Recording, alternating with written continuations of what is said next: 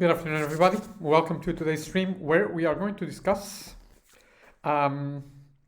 references and research and the literature. And the reason I wanted to do this video is because I think we actually have it a little bit worse than fiction writers. Research is a massive time sink and a massive, very effective procrastination strategy for fiction writers. Because they need to know everything about, I don't know, lighthouses or medieval marriages or whatever to write their novel. And we do have a little bit of that in research papers as well. We do our research, we collect our data, but we also read existing literature to make sure that we are able to frame our argument correctly and effectively. But then we have an extra round of procrastination related to existing literature and research, which is that as we write, a little bit like I'm doing this, like you do in any paper, as you write, you need to cite previous research. And the tip I want to share with you today is to really wait until you have written a good first draft until you work on your citations. Now, does this mean that you're supposed to write, your theory section and framing without reading anything? No. Read, for sure read and make notes of what you read.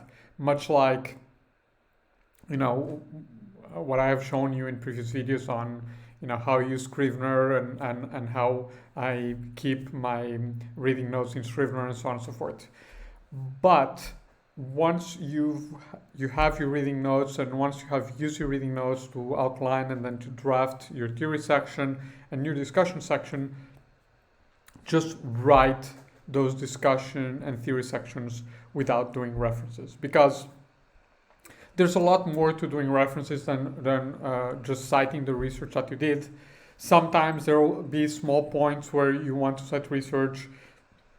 There's also issues of variety that, sometimes we read the three key pieces in a field to work on our theory section, our discussion section, but you cannot spend your entire theory section and discussion section citing the same three articles. So, then you need to improve citation variety, and that requires reading a little bit more, at least abstracts, but hopefully the whole paper.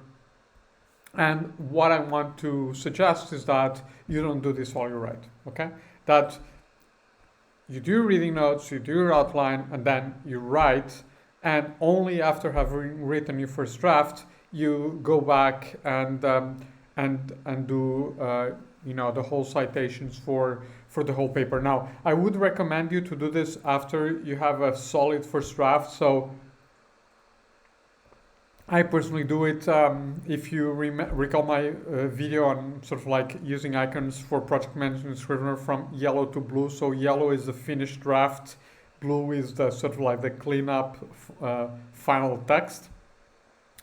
Because sometimes as you read more literature to do your references, you come up with some ideas that can help you improve your theory section and your discussion section. Obviously, you should have done all the key readings before that, and so there may be small improvements but not major changes.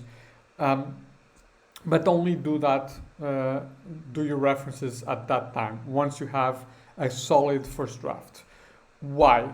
Because searching references, hunting for references are a great way of procrastinating. It seems like you're advancing your paper, but you're not. And also, even if you stop at the end of a paragraph or at the end of a section to search for references, you will be interrupting your work, you'll be interrupting your writing, you'll be breaking up your flow of writing. And if you look at research on interruptions, that is bad. When you're writing, you do not want to interrupt or stop, okay?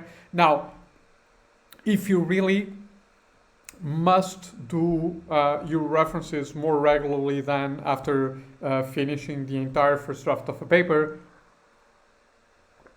then my suggestion would be that you write to your daily target. So for me, this is time, but could be words, so 1,000 words or 3 hours in my case, and then do the references in your not writing time. Okay, but please do not do references as you write. You'll break up your flow, you'll break up your rhythm, and you will give yourself an amazing excuse to procrastinate.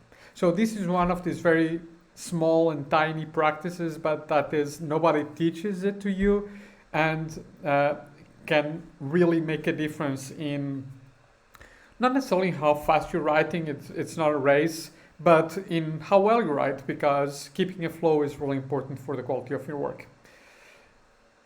I hope this was helpful. Shorter video today. We'll get back on Thursday.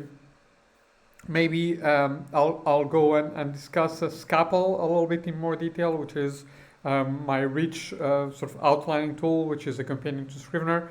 If you're curious about it, meet me on Friday. See you then. Thanks so much, everybody. Bye bye.